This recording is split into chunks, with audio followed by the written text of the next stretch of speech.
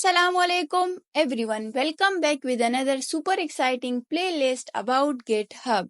इस प्लेलिस्ट में हम डिटेल में कवर करेंगे Git एंड GitHub के बारे में. हम बिल्कुल स्क्रैच से Git और GitHub के बारे में पढ़ेंगे.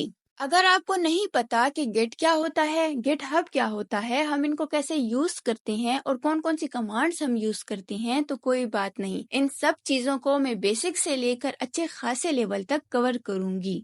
अब जब हम Git की बात करते हैं तो Git एक काफी इम्पोर्टेंट टूल है जिसको हर डेवलपर को यूज करना आना चाहिए. क्योंकि जब हम डेवलपमेंट करते हैं, मतलब हम मोबाइल ऐप्स बनाते हैं या फिर हम वेबसाइट्स बनाते हैं, और उसमें जब हम लार्ज प्रोजेक्ट्स के ऊपर काम करेंगे या अगर हम स्मॉल प्रोजेक्ट्स पर भी काम करते हैं, तो गिट की बेसिक नॉलेज का होना जरूरी है. साथ साथ हम अपने प्रोजेक्ट्स को कैसे GitHub पर अपलोड कर सकते हैं, हमें ये भी पता होना चाहिए, और गिट की बेसिक कमांड्स के बारे में भी पता होना चाहिए. गिट और GitHub में डिफरेंस पता होना चाहिए. GitHub को हम कैसे यूज करते हैं, जैसे ब्रांचेस, फॉकिंग, डिफरेंट कॉन्सेप्ट्स के मतलब क्या होते हैं, ये सब बातें एक डेवलपर को पता होनी चाहिए. इन सब चीजों को मैंने इस प्लेलिस्ट में कवर किया हुआ है. तो चले अब स्टार्ट लेते हैं.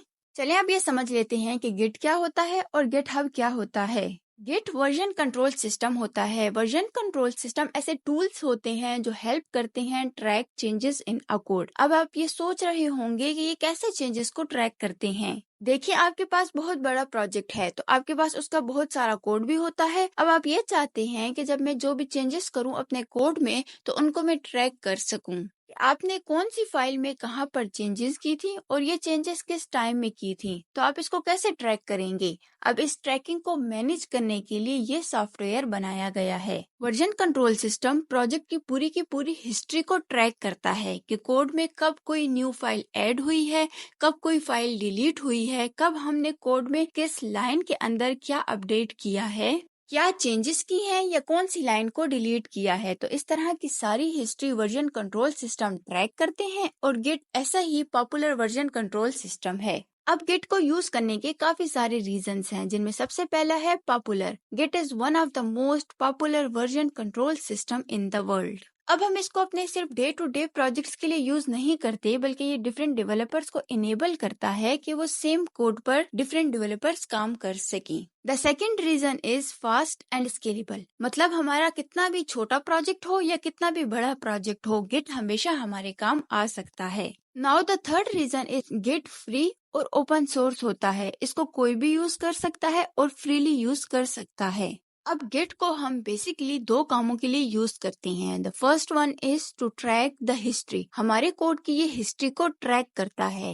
लेट कंसिडर कि हम एक प्रोजेक्ट पे काम कर रहे हैं, मतलब कि हम एक ऐप बना रहे हैं, तो इसमें हम 1 बाय 1 फीचर्स को ऐड करेंगे. सबसे पहले हमने साइन अप का पेज ऐड कर दिया, फिर उसके बाद हमने बटन्स ऐड कर दिए. अब हम अपनी ऐप में एक हेल्प का फॉर्म जो है वो ऐड करना चाहते हैं. अब इस हेल्प के फॉर्म को बिल्ड करने में काफी ज्यादा टाइम लग रहा है या कुछ प्रॉब्लम आ रही है, तो हम ये चाहते हैं कि हम इसको बाद में बिल्ड करेंगे. अब हम ये चाहते हैं कि हमारा कोड सेम वैसे ही हो जाए जैसे हमारे पास बटन वाले फीचर तक हमने कंप्लीट किया था. तो इसका एक मेथड तो ये है कि हम मैनुअली एक एक फाइल डिलीट करें जो हमने ऐड की थी, और जो जो चेंजेस हमने की थी उसको हम डिलीट करें. अब अगर हम किसी लार्ज प्रोजेक्ट पे काम कर रहे हैं तो मैनुअली ये सारी चीजें करना रिस्की है, तो इसके लिए फिर हम सॉफ्टवेयर यूज करते हैं जो हमारी सारी की सारी हिस्ट्री को ट्रैक करता है और हमें ये बता देता है कि हमने बटन तक कितना कोड लिखा था. तो इसीलिए प्रोजेक्ट की हिस्ट्री को ट्रैक करना जरूरी है, जो गिट हमारे लिए करता है. और दूसरा मेजर काम जो गिट करने में हमारी हेल्प करता है वो है जब हम किसी टीम में काम कर रहे होते हैं, मतलब हम कंपनी में जब प्रोजेक्ट आता है तो उस पे बहुत सारे डेवलपर्स एक साथ काम कर रहे होते हैं.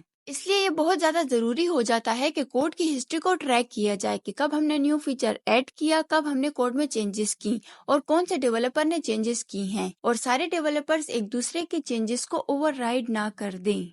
ये तो हो गया गिट. चले अब बात करते हैं गिटहब की. गिटहब एक वेबसाइट है जो डेवलपर्स को अलाउ करती है to store and manage code. इस वेबसाइट पर डेवलपर अपना कोड अपलोड करते हैं और फिर हम अपने कोड में चेंजेस कर सकते हैं, और अगर हमने अपने सिस्टम में चेंजेस की हैं तो उनको वहां पर रिफ्लेक्ट करवा सकते हैं. जनरली इन प्रोजेक्ट्स को फोल्डर की फॉर्म में अपलोड करते हैं और इनको हम रिपोजिटरीज कहते हैं, मतलब फोल्डर्स जिसमें हमारा कोड होता है. हम GitHub पर बहुत सारी रिपोजिटरीज अपलोड कर सकते हैं। इसके साथ साथ हम दूसरे लोगों की भी रिपोजिटरीज देख सकते हैं, मतलब हम दूसरे लोगों का भी कोड देख सकते हैं। इवन के हम इनकी कॉपीज भी बना सकते हैं और इनमें हम चेंजेस भी कर सकते हैं। अब Git को पढ़ने से पहले हम GitHub पर अपनी प्रोफाइल बनाएंगे। तो इंशाल्लाह ताला नेक्स्ट वीडियो में मैं आपको GitHub पर अकाउंट क्रिएट करना बताऊंगी। आई होप सो कि आपको Git और GitHub की समझ आ गई होगी। इन केस आपका कोई भी क्वेश्चन हो, आप मुझसे कमेंट सेक्शन में पूछ सकते हैं। मिलते हैं नेक्स्ट वीडियो में। Thank you everyone.